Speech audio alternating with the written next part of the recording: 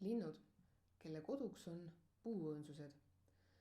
Ühel kevadel avastasin enda jaoks mõisapargi. Kutsus mind sinna üks uhuutav kodukokk. Kodukoku valikuks osutus asula keskel olev mõisapargis kasvav pärnapuu, milles oli ilus õõnsus. Vana mõisapark oli lindudele sobivalt liigsest hooldusest puutumata. Varahommikute lindude sidin ja sädin, mis sealt pargist kostus, on mul kõrvus tänaseni.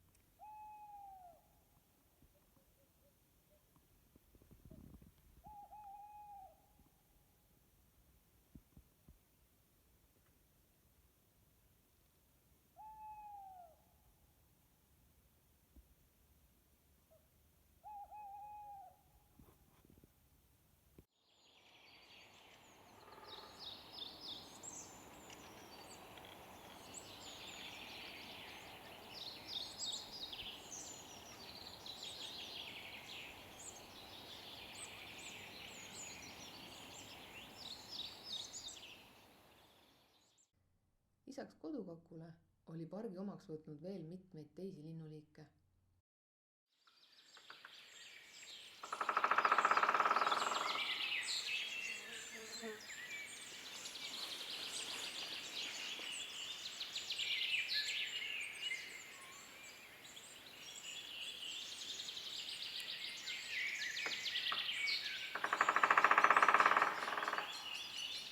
Näiteks paljudes metsades üha harvemaks jääb valgeselg kirjurähn, mujal Euroopas üliharuldane.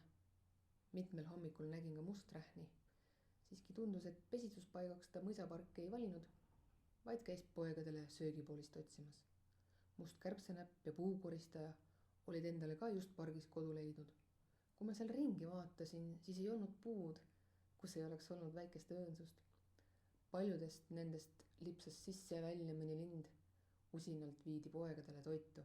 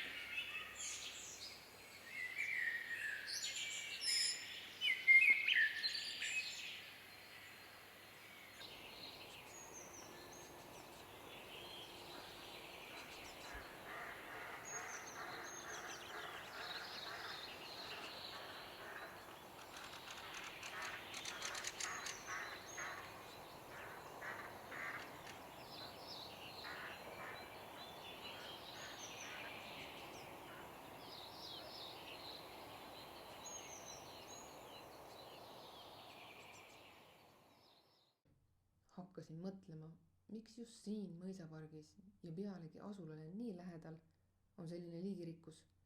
Tihti ei leia mõnest asulast kaugel asuvast metsast sellist elurikkust. Vastus on lihtne. Paljud mõisapargid on Eestis kaitse all. Puud seal on paljudele lindule sobilikud lehtpuud, tihti juba mitusada aastat vana ja aeg on vorminud neisse mitmeid ilusaid õõnsusi, kui mitte öelda üsasi. Sest just sealt saavad alguse mitmete lindude elud. Majandavates metsades on puudu vanu ja aega näinud puudest. Seega liigirikkus nendes metsades on tunduvalt väiksem. Ka laanerähn oli endale territooriumi pargi lähedusse valinud. Miks küll nemad sellesse vanasse kuusepuusse omale pesa teevad? Pealegi on need kuused tihti juraskeid täis. Kodu peaks olema ju uus ja värske ja läikiv. Siiski mitte. Lindude maailmas, mida vanem, seda parem ja taaskasutus on moes, kui mitte öelda, et hädavajalik.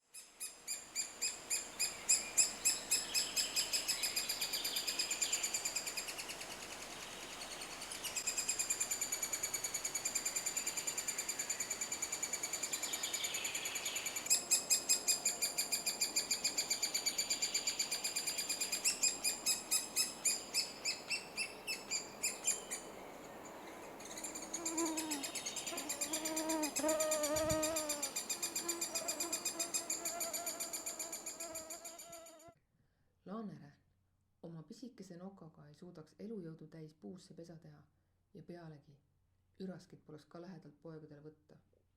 Osad kakud sõltuvad väga paljuski rähnini tehtud õõnsustest.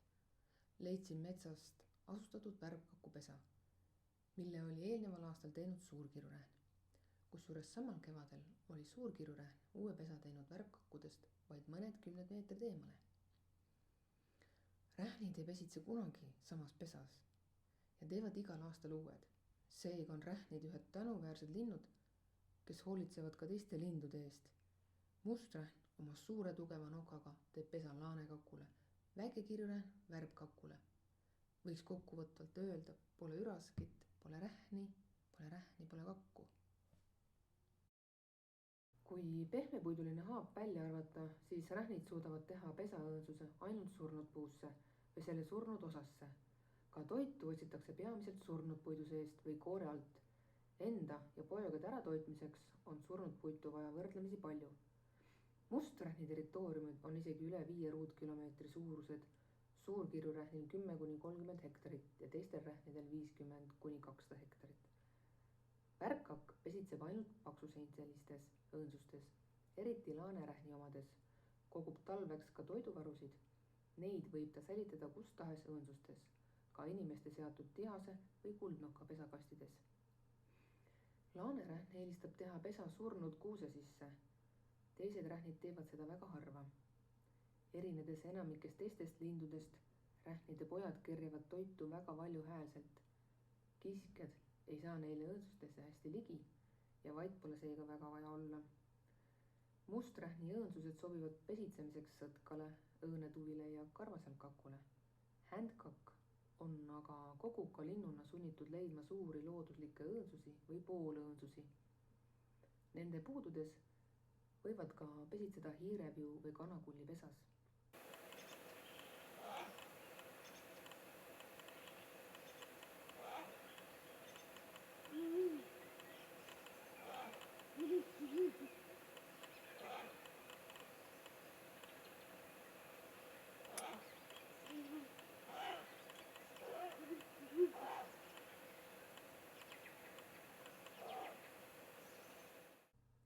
Kodukakk on üks vähem nõudlikumaid kakke oma elupaiga suhtes.